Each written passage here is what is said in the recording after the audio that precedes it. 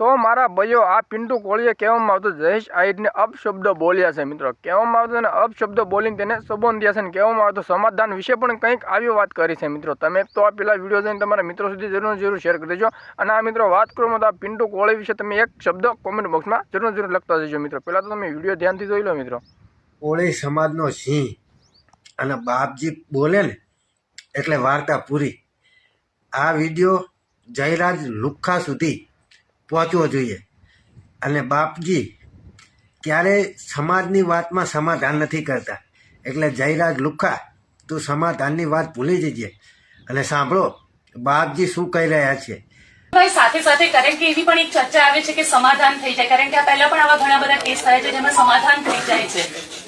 એની અંદર હું કઈ નથી કીધું, કેમ કે હું સમાધાન માટે માનતો નથી અને આ તો મારા સમાજ, એટલે એમાં હું કોઈ 19-20 નહીં ચલાવું અને હું ચલાવતો બી નથી।